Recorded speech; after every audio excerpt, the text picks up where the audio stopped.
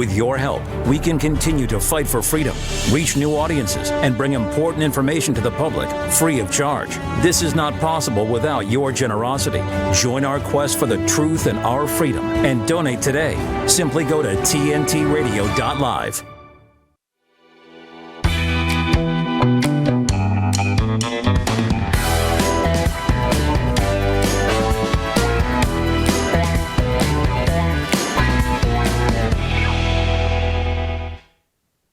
Well, hello and a very warm welcome. It's Andrew Eborn here with the Muckrakers, the show where we strip the day's big talking points down to their bare bones and devour the red meat of pure debate as we focus on the stories that matter to you, wherever you're listening or watching from around the world. Well, today is the 80th anniversary of D-Day, and we'll be asking what lessons have been learnt to avoid World War III. Sir Keir Starmer is making the headlines again. He calls Rishi Sunak a liar. Is the pot calling the kettle black? And finally, Reform closes the gap on the Tories to just 2 points after Nigel Farage's return. What do you make all of that? I want to hear your opinions, and this is how you can get in touch. Thanks for listening to us. Now, we want to listen to you. Our lines are open from the U.S. and Canada. Call 1-888-201-6425. From the UK, call 033-0024-1026. And from Australia and New Zealand, call 1-800-670-310. Free speech is alive and well on today's News Talk, TNT Radio. And if you do have any thoughts on the topics we talk about today, or even if you want to discuss something completely different, please do get in touch. It's always a joy to hear from you. And we've had some brilliant callers throughout the last couple of weeks. Well, today, the Muckrakers is made up of me, Andrew Eborn, and TNT hosts James Freeman and Rick Munn. Welcome, gentlemen. Hi. Good to see you both. Lovely to be back again. It's Tuesday. It's Thursday. Hell's bells. Yeah, I think we'll get you a calendar. Whatever planet you're on, Rick, it's good to see you, whatever day of the week. What I can tell you, it is the 6th of June, and basically 80 years ago, 1944, the D-Day operation brought together the land, air, and sea forces of the Allied armies in what became known as the largest amphibious invasion in military history.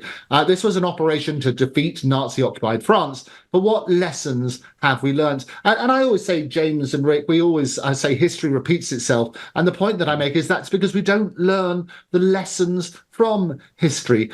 Isn't there an irony, do you think, in the wall-to-wall media coverage of the very respectful D-Day, which is going on at the moment, and much missing, if you like, of the potential threat of World War III? Isn't there an irony in that, Rick?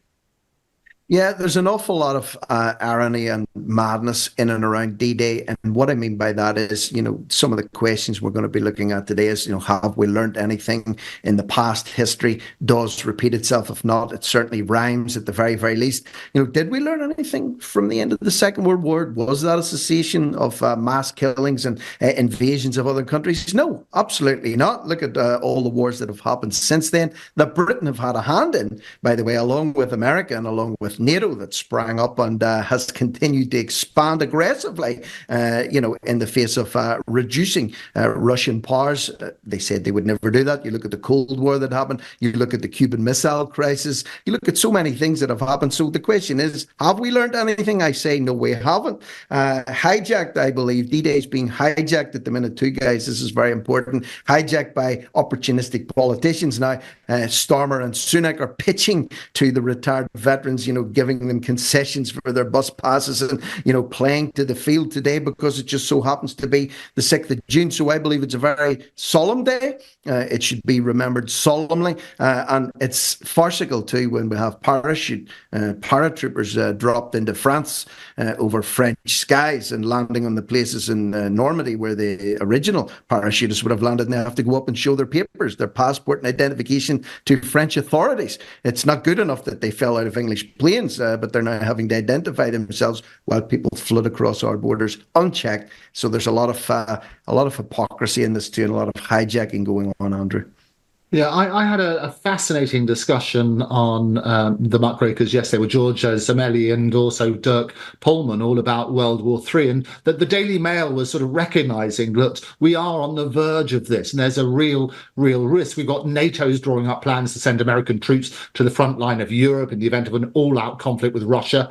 There's these new land corridors are being carved out to quickly funnel soldiers through Central Europe. And obviously, as you know, NATO leaders previously agreed to ready 300,000 troops for rapid deployment. Why do you think it is, James, that we're focusing so much on D-Day when absolutely right to remember the tragedy and all the lost lives, but seem to, until fairly recently, be ignoring this horrendous threat of World War III?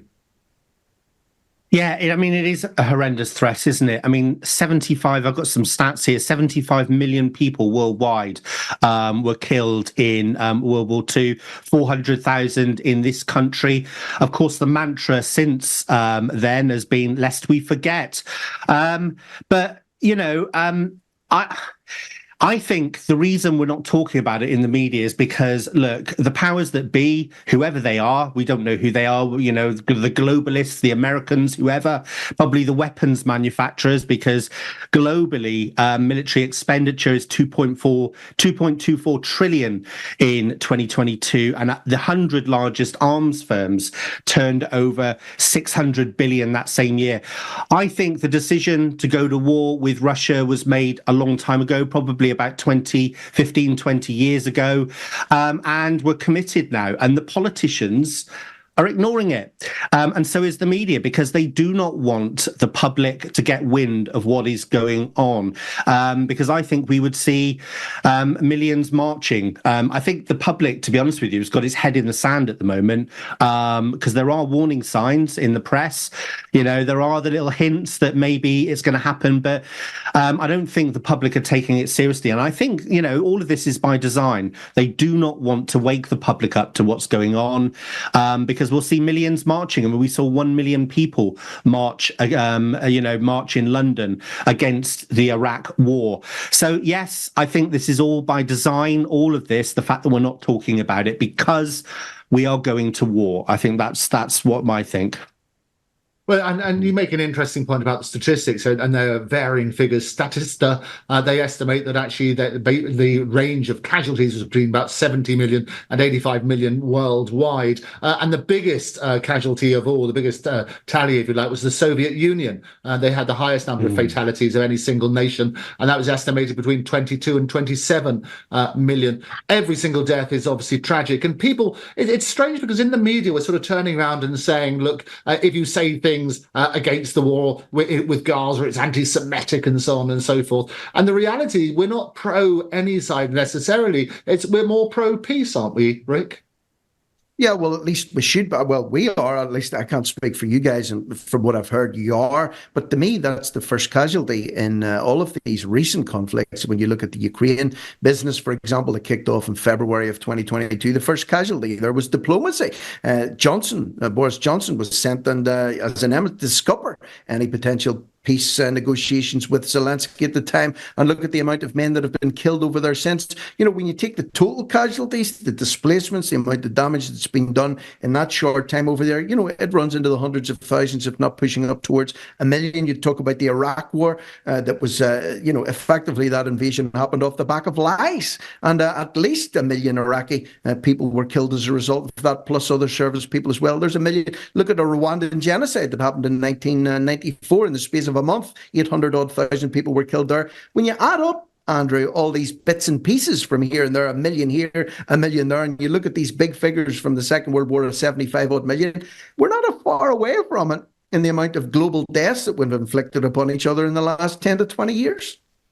No, you make an absolute clear point, Rick. I mean, the interesting thing as well, however, is that we always are fed this simplistic narrative, aren't we, about war, and it's where the goodies are fighting the baddies, and you're always painting the other side as the big bad wolf, which is why we have to do that. And so we are peddled that narrative, and I always say that the first casualty in war is the truth, which is why we like here on TNT to sort of unpack what's going on in real terms in the worldwide basis. Why do you think we are being peddled these lies, James?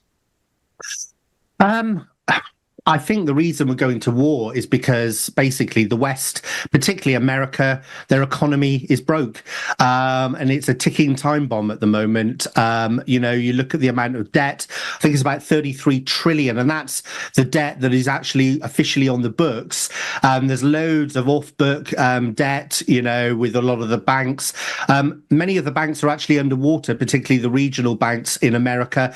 And I think they're adding around $1 trillion and more of debt every 30 days or such. So, and the other thing is, we've got to remember this: the reason America is the superpower in the world is because of the American dollar and the fact that it is the reserve currency. Well, we found out in the last few weeks that Russia and China now, 90% of their trade is now in local currency, and the BRICS countries, so we're told, plan to use less and less dollars. Now, what will happen if everybody starts using less dollars is all of those dollars that are out there in the world will come back to American shores in terms of inflation, and it will collapse the economy.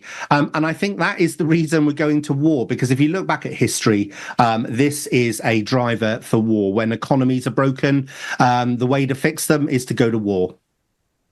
No, Andrew, there's another thing that I'd like to add just to that question. Well, why are we being fed these lies?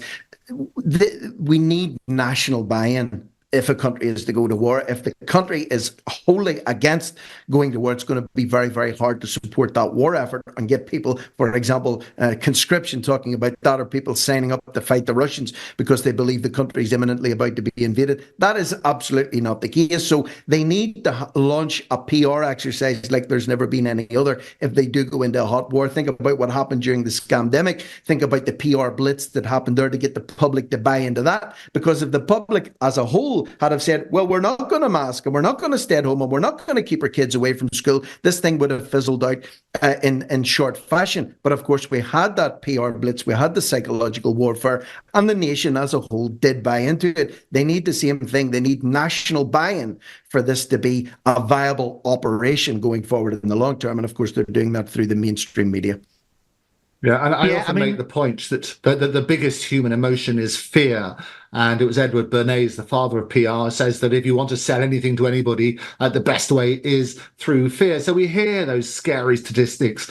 We work on that sort of premise. We had Oliver Dowden very recently. He launched this website talking about stocking up, getting 3 days worth of provisions in case there's an emergency. It wasn't widely reported in the press. I did report it here on the Muckrakers. And my guests would say, well, 3 days is hardly enough. But they were talking about basic provisions. So we are living in an era of fear, aren't we?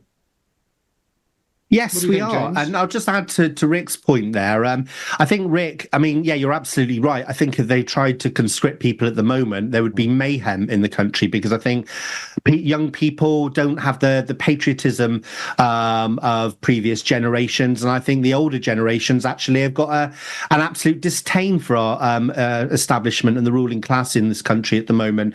But your point about the fact that we're not prepared, I guess it depends on what kind of war we're talking about. Are we talking about troops, or are we talking about nuclear bombs, blue lasers in the sky, which we hear an awful lot about, and all of these new weapons? Maybe they're thinking this war won't be troops on the ground. It'll actually be a different kind of conflict. Yeah, you make an interesting point on that, and talk about preparedness. I mean, Rishi Sunak, in one of his pledges, is talking about reintroducing national service. Do you think that's going to make a difference, Rick? Well, you can talk about it all you want, but as James raised the point, look at the youth of today. Do you really think that they're going to drop their PlayStations and their iPhones and pick up a rifle and an AR-15 and go out and fight Mother Russia? No, But if there was an existential threat on our doorstep, and if the alternative to fighting was to simply be enslaved or killed anyway, then of course people will respond accordingly. But the point is, we're nowhere close to that happening. And as James pointed out, that's assuming it's a ground war with troops and tanks and helicopters and aircraft carriers. I say these days, warfare has been waged on us. We have been